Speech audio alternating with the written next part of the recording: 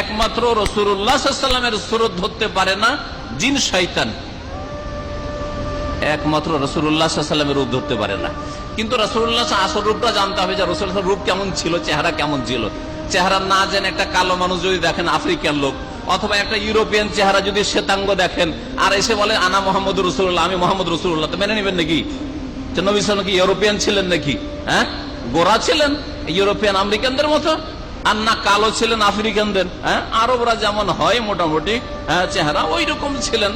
যদি খুব লম্বা দেখেন তাও নবী সাল্লাল্লাহু আলাইহি ওয়াসাল্লাম অত লম্বা ছিলেন না, খুব বেঠেও যদি দেখেন তো নবী সাল্লাল্লাহু আলাইহি ওয়াসাল্লাম বেঠেও ছিলেন না।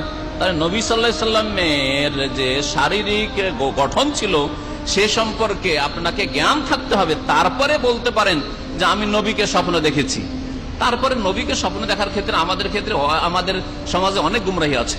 নবীকে স্বপ্ন দেখার মেলা তদবির আছে, সবগুলি গুমরাহি, সবগুলি বিদআত। এমন কোন তদবির রাসূলুল্লাহ সাল্লাল্লাহু আলাইহি ওয়াসাল্লাম শিখান নাই, এমন কোন তদবির আল্লাহ কোরআনে শিখান নাই কোন একটি আয়াতে, আর এমন কোন তদবির একটি হাদিসও শিখান নাই যে এই তদবিরগুলি করলে, এই ওজিফাগুলি পাঠ করলে, এই আমলগুলি করলে, এই দুরূদগুলি পাঠ করলে নবীকে স্বপ্ন যোগে দেখা যাবে। এগুলি ভুল কথা।